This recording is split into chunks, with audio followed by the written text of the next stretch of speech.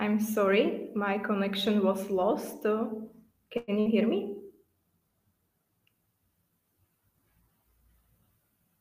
I can hear you, but our connection was lost for a few minutes as well. I think it's back.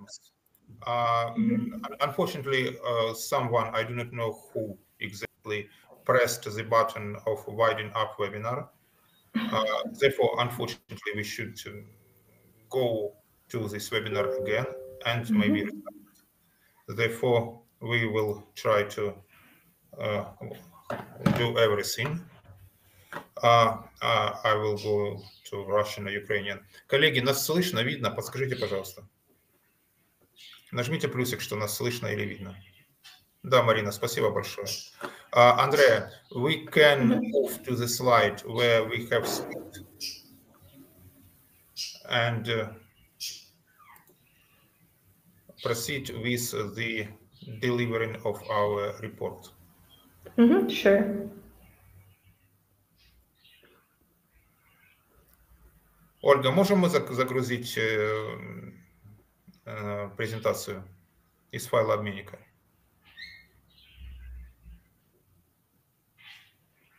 Thanks so much. So we are starting from the point where we have stopped. This is the issue of registration of individual entrepreneur activities in Slovakia and the types of refugee stay. Значит, коллеги, я повторяю, к сожалению, извините, мы выпали из вебинара все, сейчас возвращаемся сюда, чтобы продолжить нашу лекцию. Значит, на этом слайде изображены способы предоставления статуса беженца, но, к сожалению, ни один из них не позволяет вести предпринимательскую деятельность по законодательству Словакии. И, соответственно, чтобы начать предпринимательскую деятельность по словакскому законодательству, нужно именно временный или постоянный вид на жительство. Я сейчас задам вопрос коллегам. Andrea, could you comment such thing, whether Ukrainian person who is self-employed by Ukrainian legislation merely stay in Slovak Republic and provide its professional activities without any registration under Slovak's legislation? Yeah, I think this is more of the question when it comes to our taxes. From the legal standpoint of view, if you have the permit in Ukraine and you pay your taxes and everything in Ukraine, when it comes to like conducting the contracts, it's not a problem, but it is a problem when it comes to paying your taxes. And I think this will be something that will be talked that Alana will talk about later. So. I will translate. Значит, я задал вопрос, а может украинский гражданин вообще забить на вот эти все статусы? И, он же предприниматель по украинскому законодательству, просто переехать в Словакию и продолжать работать по контракту гражданско-правовому и, соответственно, оставаться в статусе предпринимателя по законодательству Украины. Андрея, не видит, почему это невозможно сделать, но обращает внимание, что могут быть нюансы с налогообложением, о чем нам расскажут во второй части нашего сегодняшнего семинара. So we can proceed. Yeah, due to the short of time, I will quickly go over the next slides.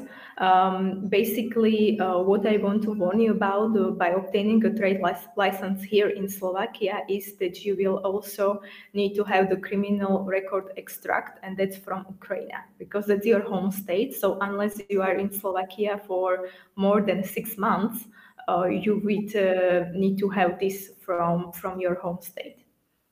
So this is just one more requirement for you I should warn you about. На этом слайде показаны требования к получению вот этой самой торговой лицензии, которая является подтверждением предпринимательства по словакскому законодательству. И мы видим, что есть требования там, к возрасту, например, да, а есть еще, нужно подтвердить, что этот человек не совершал преступлений на территории Словакии, что он использует определенное недвижимое имущество, и подтвердить свою профессиональную компетенцию.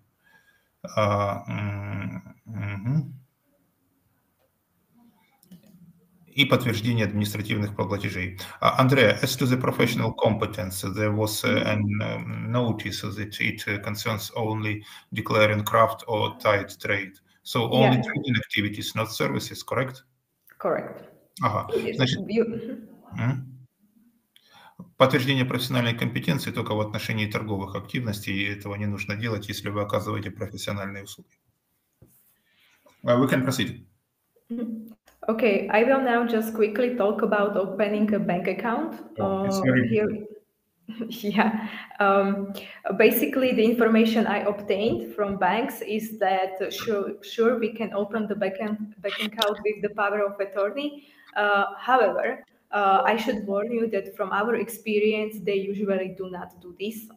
So usually you need to be physically present at the office to open up the bank account. So that's why the option for you would be to have a company where the managing director would be a Slovak citizen that can, easily do all of this for you here in Slovakia. Yeah. I'm translating. Значит, этот слайд посвящен открытию банковского счета, и, к сожалению, Андреа говорит, что они не достигли, поговорили с банками, не обнаружили возможности, каким образом открыть счет без физического присутствия директора. Поэтому, видимо, тут действительно потребуется словацкий директор для визита в банк и открытия банковского счета. I repeat to be on the safe side. To make sure, the physical presence concerns only director or also UBO, please comment. Only the director.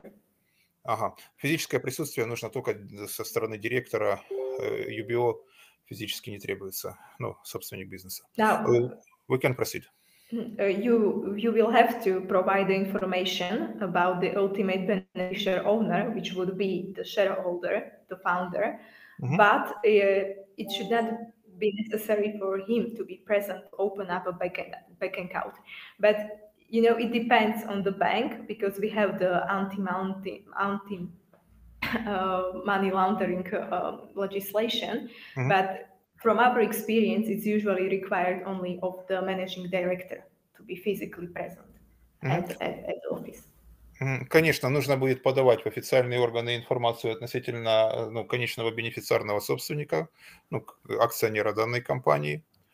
Это требование законодательства о противодействии отмыванию денег. Собственно, все. Yes, we can proceed. And here is more of a practical information for you at the moment. You can exchange money at the exchange offices, but the banks usually at the moment do not exchange hryvnia to euros. The only place where you can currently do it is here in Bratislava at the Tatra Bank office. There are talks. They will open hotspots at the east of Slovakia in Michalovce and Humene, but I do not have the information it has been opened yet. So for now, it's only here in Bratislava. And I provide the link to a document which is also in Ukrainian language, and you can see what kind of deals you can now have with the banks regarding transfer of money, etc. This document, it's in Slovak and in Ukrainian language. Эта практическая информация посвящена обмену, соответственно, гривни в евро, и, соответственно, выдачу евро. Да, то есть есть банки, Татрабанк, например, который предлагает менять гривни на евро, с лимитом 250 евро на одну персону. Ну и тут дан линк, где можно найти больше информации. Andrea, and I would ask, from what moment or under what condition a Ukrainian individual can open his or her account, bank account in Slovakia and put money to this account, and vice versa, whether there is information where he can come to bank or bancomat and take cash, euro from his card, credit card, or this very information of it, only 250 euro per day per person. Yes, to open the bank account, it depends whether it would be a personal bank account or a business bank account, and the documents are different. So you would need to search the information regarding the bank you choose for. As I said, they are usually the same ones. You just need to come to the bank with your ID documents and open up a personal bank account is not a problem. With the professional one for the business, this might be a problem. They might usually require the extract from the commercial register. Some banks even want the proof of economic purposes here in Slovakia, so to see some contracts with Slovak suppliers, customers, etc. When it comes to the information about getting money from the ATM machines, this is all in the documents that I provided the link with, and there are all the main banks in Slovakia, which are the Slovenská sporiteľňa, Tatra banka, VUB, ČSOB, Poštová banka, and 365 banka. All the information is there. They now for now, they do not charge like extra fees if you take the money from ATMs, so you can do that. And some of them even they do not charge fees for transferring money to or from Ukraine. All the information is in Ukrainian language as well at the link I provided you with. Ну, значит, счет в Словакии открыть можно. Там есть разница, это счет просто физического лица или счет для бизнеса, но от этого, в зависимости от этого разнится пакет документов. Ну и по поводу снятия денег с карточки, опять же, Андрей адресует вот этому ресурсу, который на украинском языке, где даются гайдлайны о том, что можно в Словакии сделать. Ну, в принципе, все возможно. So we can proceed. Yeah, thank you. That would be all from me, and we can proceed to the next speaker. So thank you for your attention. Thank you so much, Andrea. And now we are going to taxation. And our next speaker is Miss Zuzana Melicherikova, the tax manager with CRO Slovakia. The floor is yours. So I will continue the presentation and I will cover the tax part of it. So the Slovak tax system consists of two types of taxes, direct and indirect ones. The corporate income tax and personal income tax are the main direct taxes. And then we have some local taxes that belong also to these direct taxes. And then we have indirect taxes. The main indirect tax is VAT. And then we have some other excise duties on mineral oil, alcoholic beverages, tobacco products, electricity, coal, and gas. I will translate. Значит, словацкая система, как и украинская, так ее можно условно поделить на прямые и косвенные налоги. К прямым налогам относится налог на прибыль предприятий. Здесь называется income tax. Income иногда переводится как доход, как прибыль, но на самом деле в данном контексте это прибыль. Ну и также подоходный налог с граждан. В Украине эти налоги, безусловно, присутствуют. Также существуют местные налоги, например, на недвижимость или на автомобили, средства передвижения и некоторые другие муниципальные налоги. Конечно, есть соглашение об избежании двойного налогообложения с Украиной, которые обслуживают вот эти два налога на предприятии и подоходный налог с граждан. Оно претерпело последние поправки вследствие вступления в силу для Украины и Словакии многостороннего инструмента, multilateral instrument. Значит, если мы говорим о косвенных налогах, самый значительный из них это НДС, ну и существуют акцизы. Акцизы, соответственно, на нефть, на алкогольные напитки, на табачные изделия, на электричество, уголь и природный газ. We can proceed.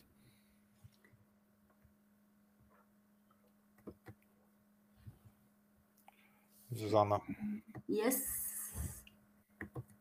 In case of companies, we have two rates, 15% and 21%. 15% rate can use the companies whose turnover does not exceed 49,790, and the rest of the companies would apply 21% rate, and there is no minimum value of tax. So the tax in practice can be zero. Great. I'm translating. Значит, налог на прибыль, оказывается, имеет две ставки. Одна для малого бизнеса и вторая, там повыше. Значит, если ваш оборот не превышает 50 тысяч евро, я пытаюсь в гривне это перевести, это что у нас будет? 1,5 миллиона, там не бывает до 2 миллионов. Ставка налога составляет 15%. А если вы превышаете, то, соответственно, ставка составляет 21%, и налоговым периодом является календарный или финансовый год. Нету минимальной суммы налога к уплате. One little question, Susanna. 21% the taxation is applicable to the overall annual turnover where I exceed the 50,000 euro, or only starting from the revenues exceeding this 50,000? It's annual turnover. So even to those transactions which I have conducted before exceeding this threshold of 50,000 euros, correct? Yes. Correct. Значит, смотрите, если мы в календарном году пробиваем вот эти 49 790 тысяч евро, то ставка 21% применяется ко всему обороту, прибыли, точнее, соответствующего отчетного налогового года. We can proceed. The deadline for the submission of corporate income tax return and financial statements is always up to 3 calendar months after following the last day of the tax period. It can be prolonged by 3 or 6 months. Those 6 months can only be applied if you have revenues from the foreign resources. Значит, дедлайн на подачу налоговой декларации по налогу на прибыль 3 месяца после окончания соответствующего периода, как я понимаю, это год. И он может быть продлен до 6 месяцев, если мы получали доходы из иностранных источников. You have to pay tax advances monthly or quarterly, depending on your last tax due. If it's over 16,600 euro, you have to pay advances monthly. And if it's over from 5,000 to 16,600, then you pay advances quarterly. New established companies don't pay any advances on corporate income tax. Значит, в Словакии предусмотрены месячные или квартальные авансовые платежи налога на прибыль, зависящие от объема вашего оборота. Для вновь созданных предприятий не предусмотрены авансовые платы налога на прибыль. We can proceed. The good thing is that in Slovakia, it is possible to deduct the tax loss from the previous years from the tax base. And it can be done for the 5 years in the amount of 50% of the tax base. If the company is small, if the revenue is up to 49,790, then it is possible to deduct the loss in the amount of 100% of the tax base. Understand.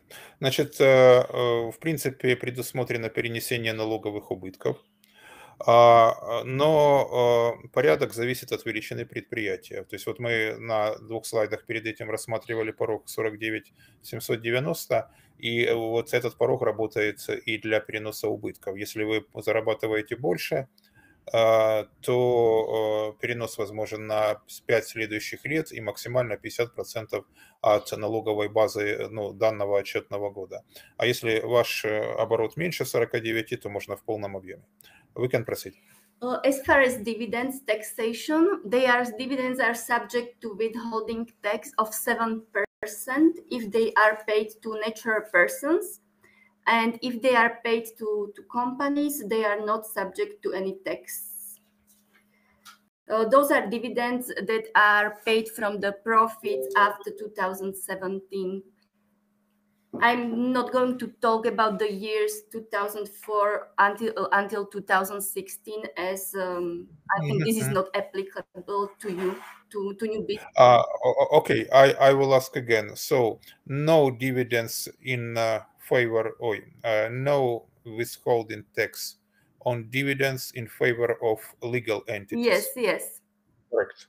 And if we speak of dividends in favor of individuals, so the tax rate is what, 7%? 7%. There is an exception when the person or company comes from the country which is on the blacklist of the European Union, then the taxation is 35%. Understand. But Ukrainians are not from blacklist. Значит, смотрите, если мы говорим о налоге на репатриацию сумм дивидендов, то ситуация следующая. Если мы платим юридическим лицам, то налог на репатриацию не применяется. Ну, как минимум, мы говорим о периодах с 2017 года, а до этого, смысла нету рассуждать. Но если дивиденды платятся словацкой компании физическому лицу, то ставка налога на репатриацию составляет 7%. За исключением ситуации, когда платятся в страны, которые находятся в черном списке Европейского Союза. Но Украина и украинцы в этом списке не находятся, поэтому, соответственно, withholding tax будет составлять 7% от суммы дивидендов. We can proceed. Not all the costs are tax deductible. In this slide, you can see the examples of the costs that are not tax deductible. For example, if there is a loan, intercompany loan between 2 connected companies, the interests are tax deductible only up to 25% of gross profit before interest, taxation, and depreciation. It covers the loans from the foreign company or also from the Slovakian companies? Any connected companies. Understand. Значит, здесь пошли так называемые налоговые разницы. То есть не все расходы являются налогово вычитаемыми по словацкому законодательству. Мы эту картину наблюдаем и в Украине. И вот первое правило, ограничивающее уменьшение налогооблагаемых расходов, это займы от связанных лиц, причем не обязательно даже иностранных связанных лиц. Признание расходов ограничено 25% EBITDA предприятия-получателя. Превышающие суммы 25% EBITDA не налогово вычитаются. We can proceed. Then, for example, entertainment expenses are not tax deductible, or some expenses are deductible after payment, like accounting, payroll costs, advisory fees. Most of the provisions are not tax deductible. So you can see those in this slide, but there are much more of them.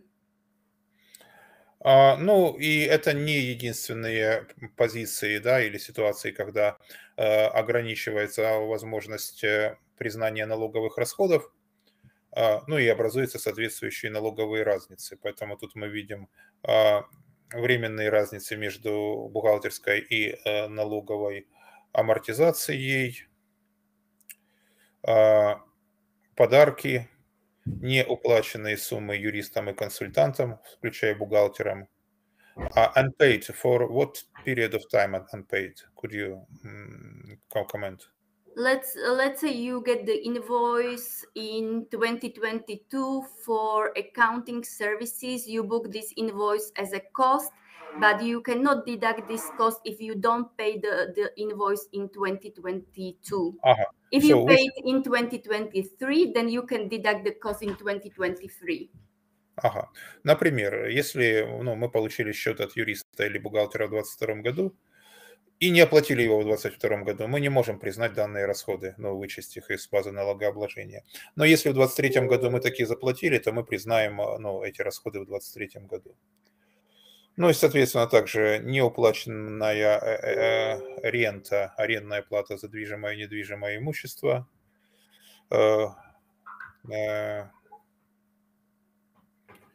расходы на так называемые развлечения, еда и алкогольные напитки. Impairment to inventories and fixed assets. It is mean that repairs of or what? Impairment. It's not the repair. When you think that your inventory has lower value than the book value, the accounting value, then you book like provision or accrual on it, and this is not tax deductible. Ну, я так понимаю, это идет речь об оценках активов, запасов и основных средств. Разница между справедливой и бухгалтерской стоимостью. Ну, такой коротенький обзор того, что не попадают в налоговычитаемые расходы. I think we can proceed with the next slide. Yes. So recently, several base erosion and profit shifting means has been applied to the Slovak tax system. The first one is transfer pricing rules. If the companies perform dependent activities, they have to have the transfer pricing documentation. Large entities, they have to have full transfer pricing documentation, including master file, local file, and country by country reporting. In smaller entities, they have to have only narrowed extent of transfer pricing documentation, but the arm's length principle has to be documented. I have a question. Whether TP documentation is preparing from the first euro of transaction with the related party, or we have certain threshold for the preparation of documentation, like master file or local file. Local file is more. It's only on significant transactions, not on all of them. So local file I should prepare only for the transaction exceeding 10 million euro, correct or not? Yes. Correct? The master file. Master file. Yeah. And what about local file? What is significant according to Slovak's legislation? 0.5% of the threshold. 0.5% of the threshold. Threshold 10 million euros. Hello? Once more, or you have dropped out? Yeah, it's revenue. 0.5% of the company's revenue. 0.5% of company's revenue. I understand. And the last question, is it covers the transaction with foreign related parties or both domestic related parties? Both domestic and foreign parties. Ага. Значит, смотрите, какая ситуация с трансферным ценообразованием, очень неожиданно и так. Значит, во-первых, оно покрывает операции с связанными лицами как за рубежом, так и в Словакии. Ну, то, от чего в Украине, например, отказались, да, то есть мерить ТЦО, операции между резидентами Украины, то есть Словакии, также между резидентами Словакии. Во-вторых, значит, local file, то, что мы называем документацией ТЦО, готовится по всем значительным операциям, а значительная операция – это 0,5% от дохода. То есть любая операция 0,5% от дохода со связанным лицом.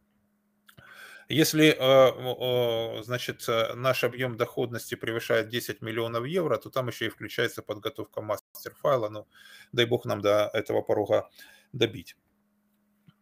А вот 5% это так, ну, да. I'm translating to Ukrainians and explaining them that we have maybe a little more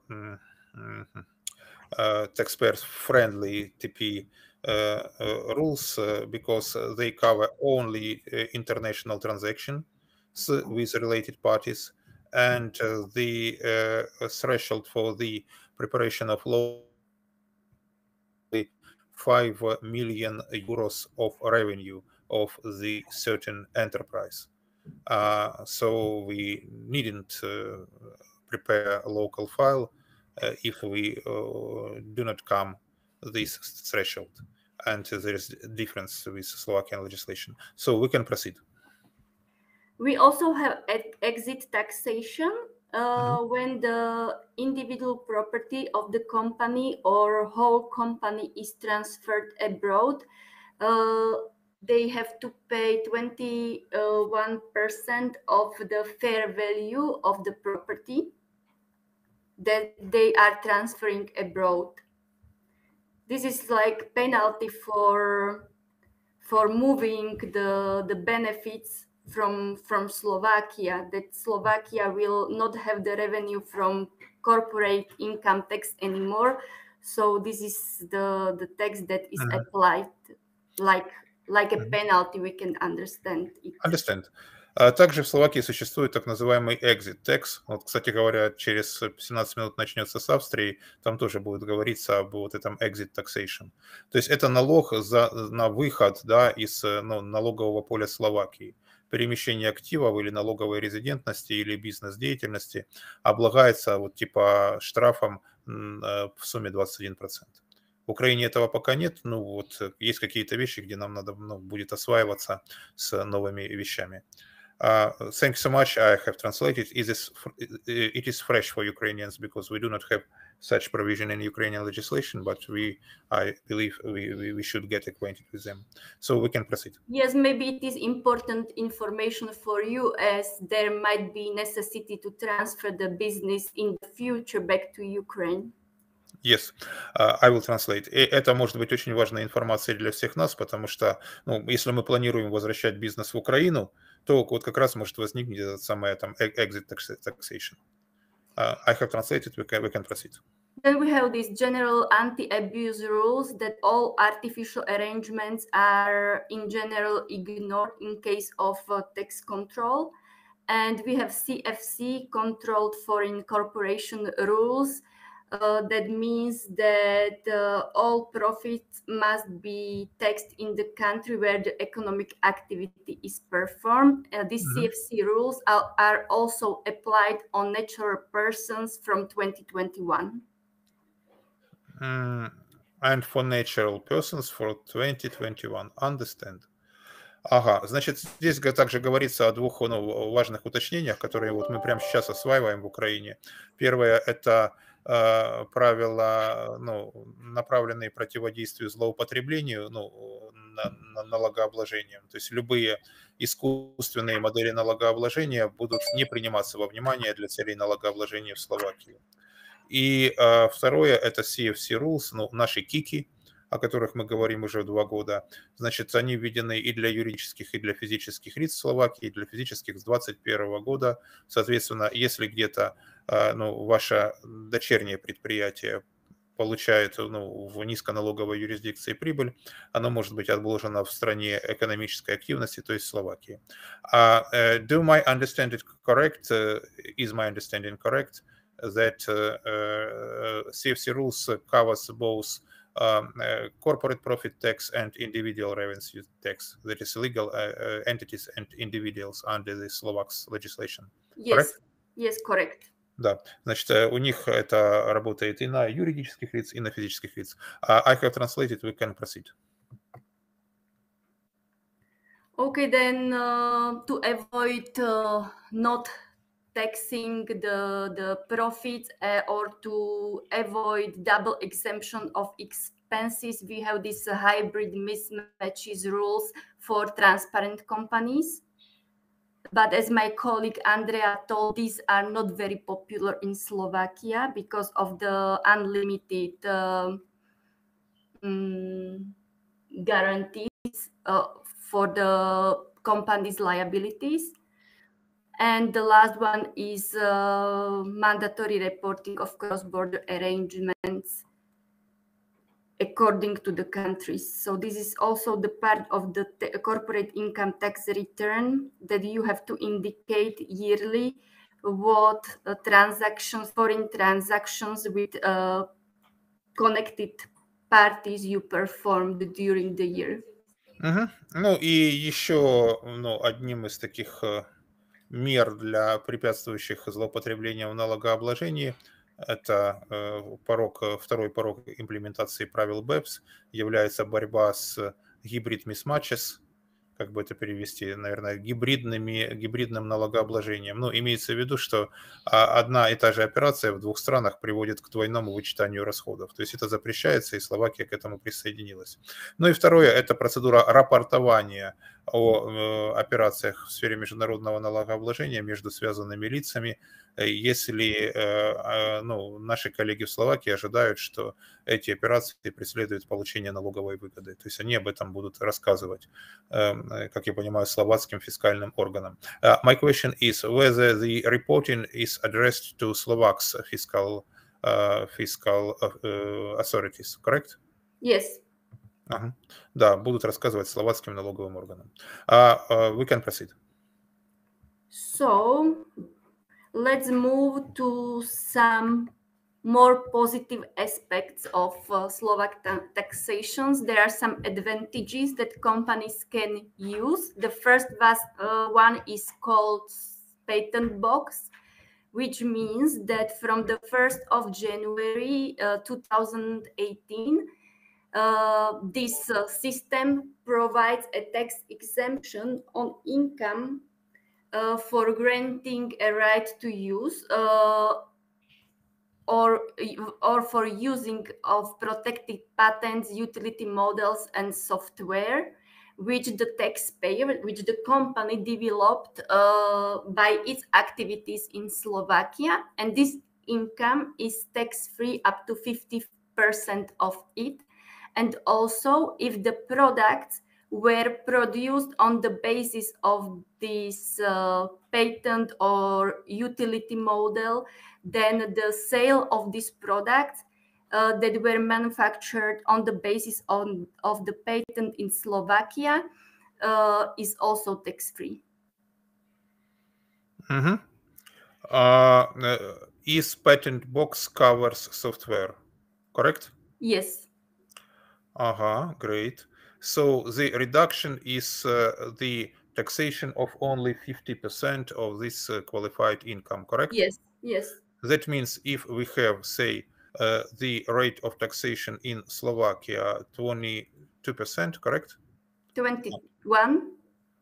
So 25 is the 25. personal income tax. The corporate income tax is 21. 21%, excuse me. So the company engaged in IT activities will pay only, say, roughly 10.5% Yes. from all profit it generates, correct? Yes. Да, смотрите, в Словакии введен также IT-бокс, который также касается права интеллектуальной собственности на программное обеспечение. И он позволяет снести налогообложение 50% дохода, да, от вот такого рода активностей. Что фактически приводит к налогообложению по эффективной ставке не 21%, а по ставке 10,5%. Это такой грубый расчет, мы понимаем, но он позволяет нам оценить, насколько интересна модель налогообложения IP-Box в Словакии. We can proceed. Since 1st of January of 2018, there is also a repatriation exemption if the direct share is at least 10% and the shareholder has owned the shares at least 24 months and he performs substantial functions decision making in Slovakia. Then if he sells the shares, they are also not subject to tax. Ага. Так. Direct share at least. So it concerns not only IP-Box, but it is just exemption, correct? It is for all the companies. It doesn't have to be software or any innovative company. So it concerns withholding tax, correct? No. When you want to sell the shares of the company where you owned at least 10% for 24 months, then the income from the sale of these shares is not subject to tax. Understand. It is for holding companies, for mother companies, correct? Yes, for mother companies. Да, и вот еще одна интересная плюшка, она не касается только IT-бизнеса, то есть любая словацкая материнская компания может быть освобождена от налогообложения capital gain, если она продает акции дочерней компании, владея как минимум 10% в течение 24 месяцев. И выполняет какие-то активности, типа принятия решений на территории Словакии. For qualifying of this exemption, we should, it is sufficient to provide activities of holding company. Yes. Correct. Хорошо, достаточно выполнять активности, которые присущи холдинговой компании. We can proceed. And I warn that we have lack of time, so if you do not mind, we will finish at 3 o'clock. Excuse me for this inconvenience. Yes, I will speed up. So the last advantage that I would mention is the super deduction of research and development costs. It's for the highly innovative companies that have some research and development project. They can deduct 100% of the costs from the tax base.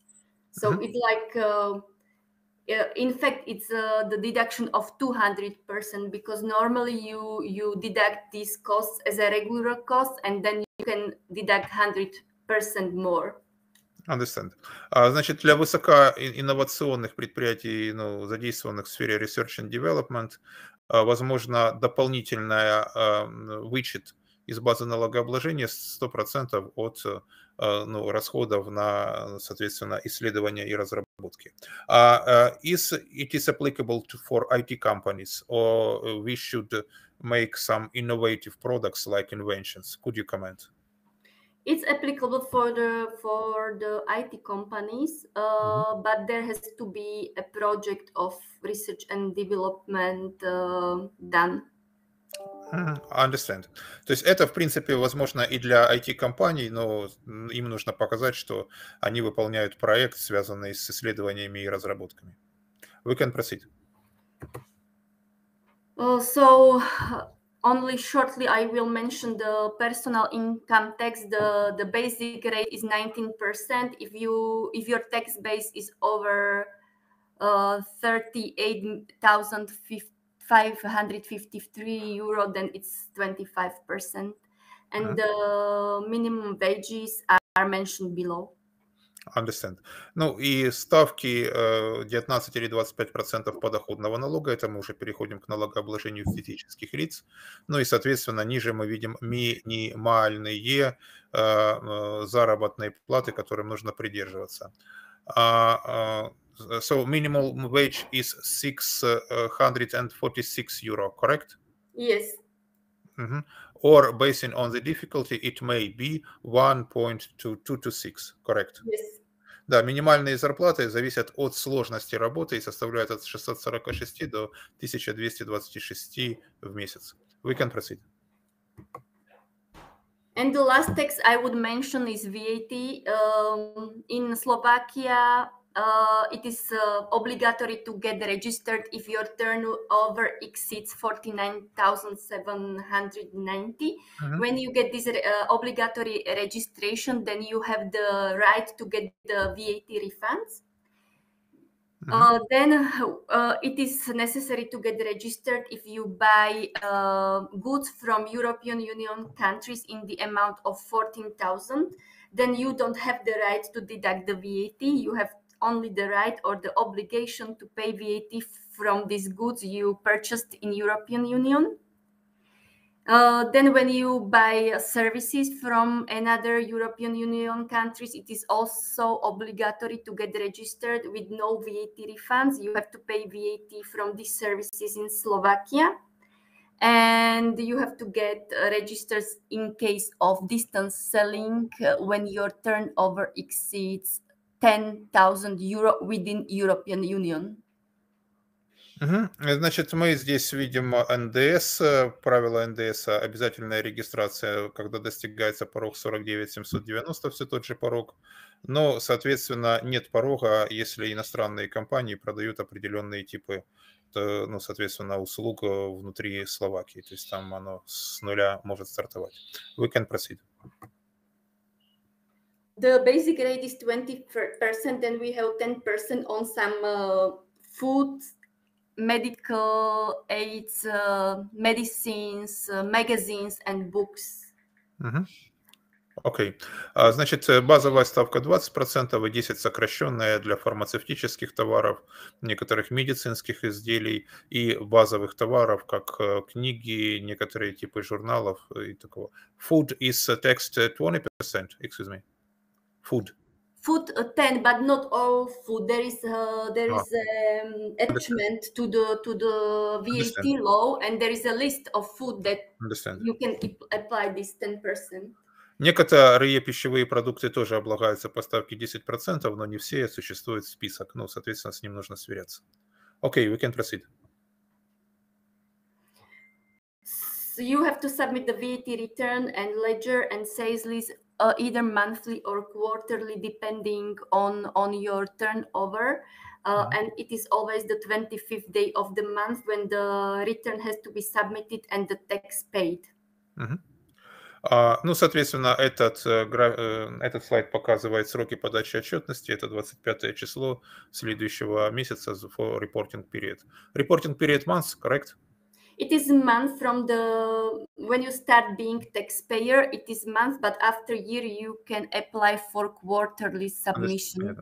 Understand. Период месяц, но по истечении года можно податься на квартальный налоговый период. Have translated. Susanna, thank you so much for your report. I'm afraid that the next chapter we cannot depict due to the lack of time. I will comment it in shortly in Russian right now. Значит, коллеги, мы, к сожалению, должны прерваться, потому что время нашей сессии исчерпано. Мы в любом случае перешлем эту презентацию и запись того, что уже было переведено. Для тех, кто хочет трудоустроиться в Словакии, соответственно, надо понимать, что для простых граждан достаточно временного разрешения на пребывание, а для директора нужно будет временное разрешение, временный вид на жительство. Это я из своего опыта вам уже рассказываю. Если вас интересует более подробно о том, каким образом трудоустроиться в Словакии, соответственно, обращайтесь, мы и наши словацкие коллеги вам прокомментируют. We are grateful to our today's speakers, Susanna Alona and Andrea for their prolific report.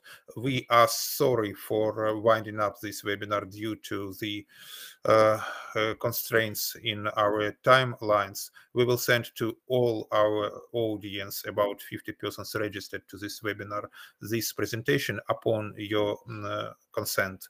And as well, we will send the record of this webinar.